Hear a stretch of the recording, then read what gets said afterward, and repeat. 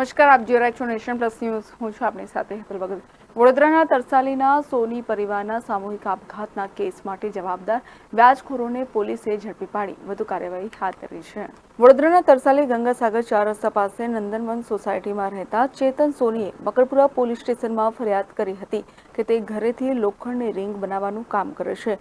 તારીખ 1 સાંજે ઘરના તમામ સભ્યો જમીને બેઠા હતા. ત્યારબાદ હું અલ્પના સિનેમા પાસેથી શેરડીનો રસ લાવ્યો હતો.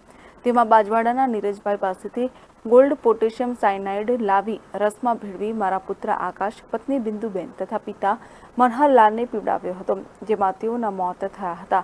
ચેતન સોની રિવેટ રાજેશભાઈ સિંધી પાસેથી ખરીદતો હતો તથા લોખંડની રિંગ બનાવી વેપારી જયેન્દ્રભાઈ પરમાર, વેપારી ધર્માસ્વામી આપતો હતો. ત્યારે ધર્માસ્વામીના મિત્ર પરેશ પ્રજાપતિ પાસેથી મેં 2 લાખ રૂપિયા 20% વ્યાજે લીધા હતા.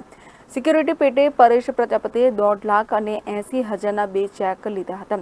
પરેશ પ્રજાપતિને 1.20 લાખ ચૂકવી દીધા હતા અને ચેતન સોની ધર્માસ્વામીને પણ કમિશન પેટે દર મહિને 10,000 આપતો હતો. તો રાજેશ સિંધી પાસેથી 20% વ્યાજ 2.50 લાખ લીધા હતા અને જયેન્દ્ર પરમાર પાસેથી 1.25 લાખ વ્યાજે લીધા હતા અને વ્યાજખોરો નાણાંની ઉઘરાણી માટે ધમકીઓ આપતા હોવાનો ફરિયાદમાં ઉલ્લેખ કર્યો હતો.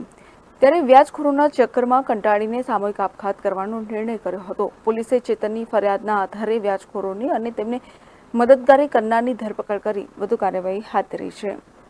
Bureau report, Nation Plus news, Vadodara. સમાચારોના સતત અપડેટ મેળવવા માટે અમારી નેશન પ્લસ ન્યૂઝની યુટ્યુબ ચેનલને સબસ્ક્રાઇબ કરો, બેલ આઇકન દબાવો અને જોડાયેલા રહો ફેસબુક, ઇન્સ્ટાગ્રામ અને ટ્વિટર પર.